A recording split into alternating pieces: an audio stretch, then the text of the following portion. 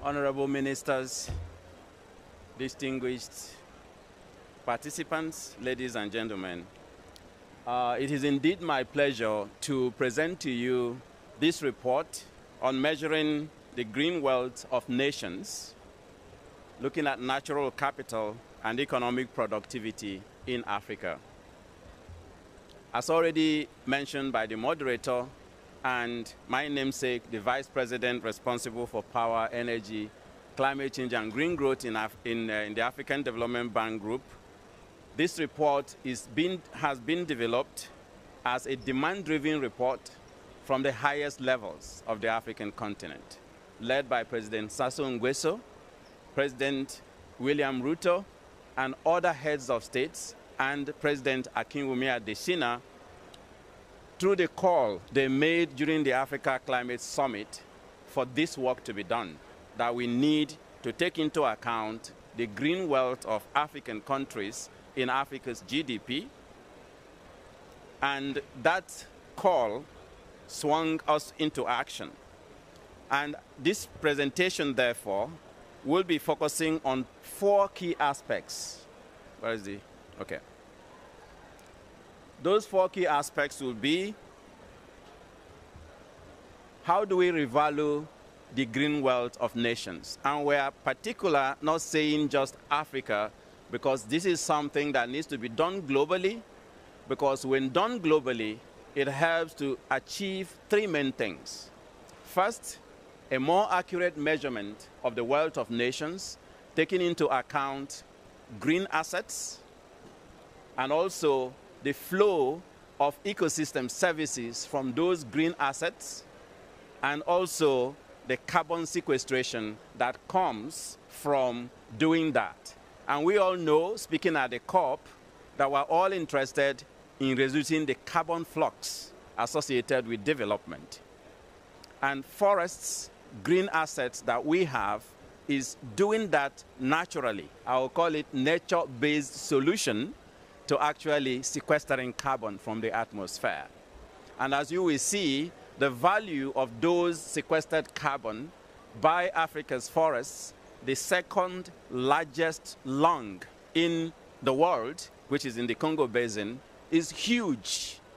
Win-win for climate transitions, for green transitions, but also for creating jobs and driving GDP growth in the world and in Africa.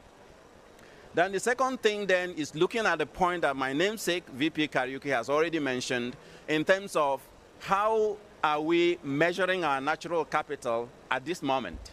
The status of natural capital accounting in Africa and around the world. How can we improve it so that we'll have a better accurate measure of the flow of capital from our natural assets? And what is the status of the systems of national accounts across the continent, so that we know where we are and what needs to be done in terms of concrete actions to upgrade them to be able to take into account the ecosystem services that are natural assets, what I call nature's infrastructure, delivers to the world. Then we discussed briefly the key findings of the report and key actionable agendas. First, why do we need to revalue the green wealth of nations? I've already mentioned the 3 major points that it will help us address. And this derives from the fact that GDP, as we know, gross domestic product, is only a measure of all the goods and services produced in a country within a given time. And because it is about produced capital, assets that you have, your forests, your gold, your minerals, were not mined and produced or sold in the markets, does not count in your GDP. And then that means that countries are sitting on wealth of assets that doesn't also count in their credit worthiness or even their credit ratings. And we do know if you want to go and borrow from a bank, you can use your house, which is a stock, as a collateral for making it liquid in terms of using it to then get finance to do your development. So that needs to change so that Africa's natural assets can count for Africa's GDP growth and GDP and development. Second point, the flow of ecosystem services from nature's assets, both in carbon sequestration, water regulation, air quality regulation, and all those things that nature's infrastructure delivers for us, is the source of life and source of wealth for the world. So it's a public good that is being delivered to the world free of charge. But if I produce a carbon sequestration technology, I'll take it to market and it will be paid for. So we are discussing the carbon markets here, carbon trading and other things. So this question for us then is to how do we make sure that we can monetize that public good that our natural assets are delivering. Then natural capital accounting will then become a positive incentive for green transitions for the world. Because if your natural assets counts for your GDP, both as stock and as flow, there's no need for command and control policies on climate change. Because you will naturally take care of it because it counts for your bottom line. It's in your balance sheet. So that's how we conceive this study. And the status of natural capital accounting and systems of national accounts in Africa leaves a lot to be desired. When you look at that graph on the right-hand side there, you find that 2 of African countries are still using a very outdated national system of account for 1968.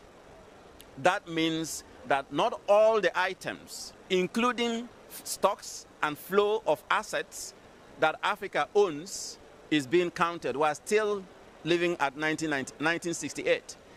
Some of the countries, 13 of them, are still using the 1993 SNA system, and only 38 are using the most updated system. Yet, by 2025, we're expecting a newer system that takes into account the linkages between the environment and the economy, including natural capital. So we really need to take action in order to upgrade our national systems of accounts to be able to take into account all our assets. When you look at Africa's implementation of natural capital accounting in itself, Africa is also lagging its peers. 25 or 26 African countries doesn't have any implementation of the current systems of environmental accounts that's already been implemented by their peers. 8 countries are still at stage 1 of that process. 3 countries are at stage 2 of that process. Only 5 countries are at stage 3 of that process. If you compare that to the rest of the world, in Europe, North America, and others, you'll find that countries are already at 93% in terms of implementing this SEA. That means that when you compare a current GDP that is quoted for an African country and a current GDP for their peers, you are comparing oranges and apples, because it's not all that is contained in the other GDP that we have in our own GDP. And that has significant implications for debt sustainability assessments. It has implications for access to capital. It has implications for cost of capital. But when you look at Africa, our natural assets are immense. In our AEO 2024, we had already indicated that Africa's natural capital is worth about 6.3 trillion, not billion, trillion US dollars as at 2018. And if you look at that, it's distributed across all regions of the continent.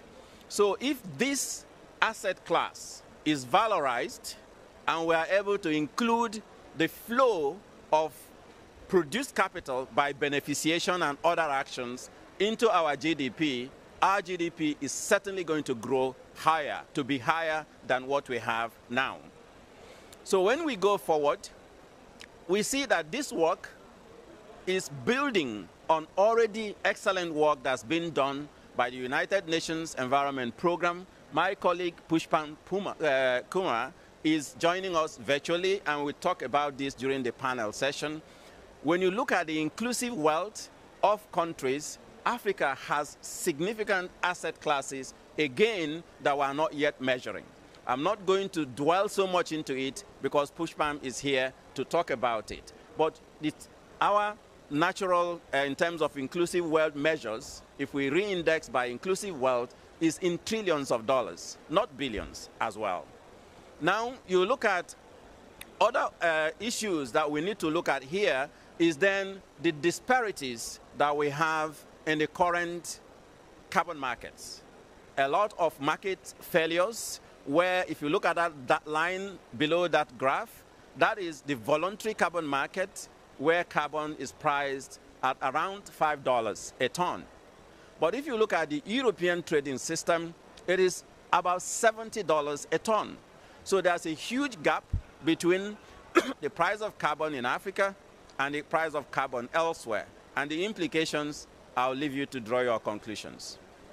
Now, this is the reason why for us, monetizing the value of net carbon flux is very, very important for growing GDP in Africa, but also for driving green transitions, as I have already explained. So when you look at that, just using the aspects of carbon sequestration by forests alone, on that graph on the left-hand side, when you get the PowerPoint, you are going to see significant jump in the re-indexed green GDP of countries if we take into account only carbon sequestration by forests.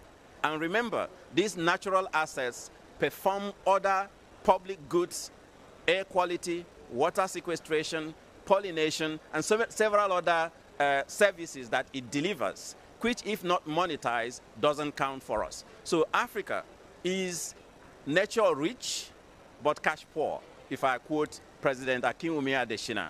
And he says consistently that this shouldn't be the case. This study is a way of trying to valorize that natural capital so that we can be nature-rich or green-rich and cash-rich, again, quoting President Akinwumi Adesina. If you look at the slide on the right side, you will see what I call the injustice in the carbon markets currently. If we tried to monetize Africa's carbon assets in terms of carbon sequestration by forests, it will be worth about 5.5 billion US dollars if we use the voluntary carbon markets that's operational in Africa today. But if we use the European ETS system, it will jump to about 77 billion US dollars.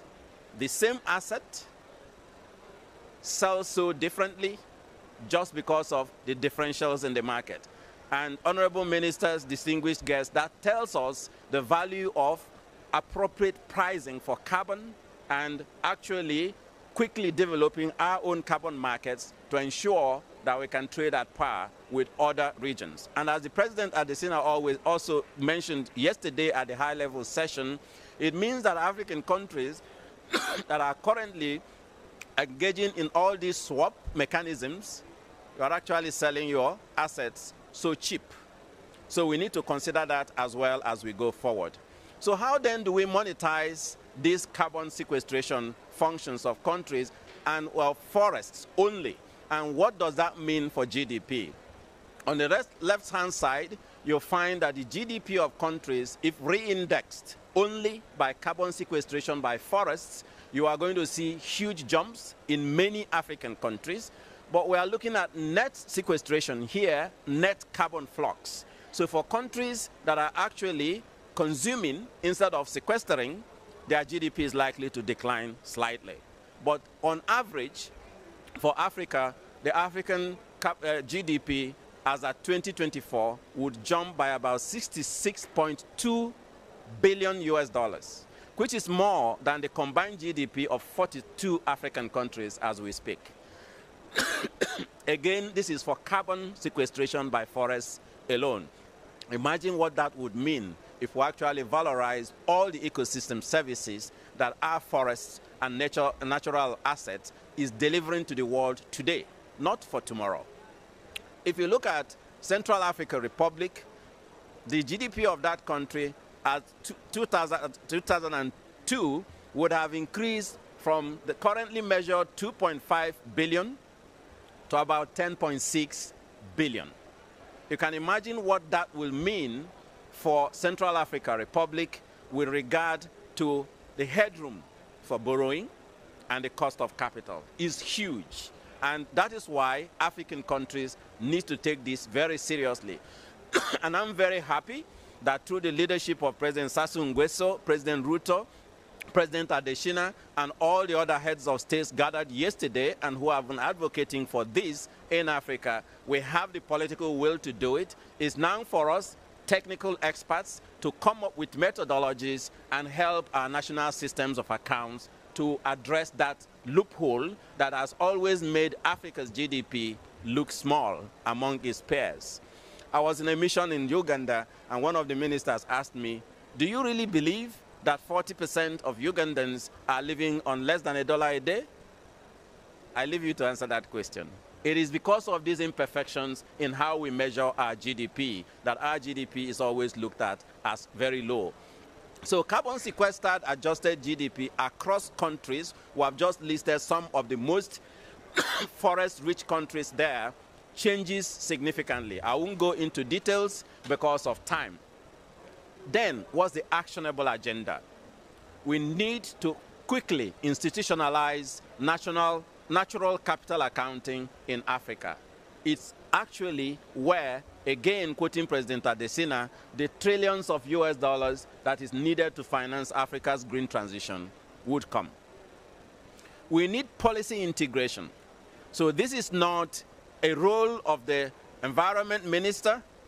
It is the role also of the finance minister, national development, economy, central banks, because this is actually where the fiscal space of the country, of the continent of Africa would be unlocked. So we need policy integration to make that happen. But a lot of these forests are also transboundary. So cuts across countries. So regional integration and support by regional leaders is crucial for us to be able to unlock this particular asset class that we're talking about. But we also need to expand the natural capital accounting community of practice, which, working with the World Bank and all the other agencies, is already being developed. And I'm happy to say that the African Development Bank will be hosting the Africa Natural Capital Accounting community of practice going forward to ensure that we're able to make this happen. Capacity building will be necessary because most of our national offices of statistics still need both institutional capacity in terms of technologies and equipment, but also need human capital, human capacity in terms of upgrading their knowledge to be able to address all these loopholes that we have. And my namesake, VP Kariuki, has already stated clearly the position of the African Development Bank in supporting and continuing to help to build capacity in this area. We're already doing that. We will continue to do that. Methodology development is very important, but also adoption of that methodology in the global national systems of accounts is also very important. Finance, finance, and finance. As in everything, we will need money to be able to make this happen in countries, especially countries that have lower fiscal space today. So I would like to call on partners to actually please rally around Africa to help to move this forward, but national governments also to prioritize this in their own national budgets. So this meeting we're having today at COP29 is a follow-up to the meeting we had last year at COP28, presenting the concept of this work. And I want to thank several partners, the World Bank, the OECD, the IISD, UNEP, several universities around the world that has come together in order to produce this report. Let's work together to make this happen as we go forward. Updating the national systems of account in Africa is good for Africa, is good for the world, is good for green transition. And my final words will be to quote the wise man, Einstein, that lived before us. In the middle of all the challenges and difficulties we have in climate change, reaching agreements, negotiations, and so on, and also the challenges we have in our countries, in Africa, lies the opportunity for innovation. This work being led by our presidents is one of such innovation that could actually be changing the narratives and changing the way things are done forward. We cannot use an old map to explore the new world. That again is from Einstein. We need to change our mindsets about Africa, about Africa's natural assets. Africa's natural capital must not be a treasure trove for the world. Dig it out, send it far somewhere else, beneficiate it, and bring it back to Africa. That's not the model that will be good for the continent. It's not the model that will be good for green transition. So it is not good for climate. So the final word I will say here is that Africa cannot be natural resource rich and cash poor. Again, quoting another wise man, President Akinwumi Adesina. Africa's re-indexed GDP is good for everyone. Development partners, climate negotiators, the world at large. Let us come together to internalize the positive and negative externalities of development action on climate in terms of CO2 emissions by taking it into account in our own balance sheets in countries everywhere, starting from Africa. Thank you very much.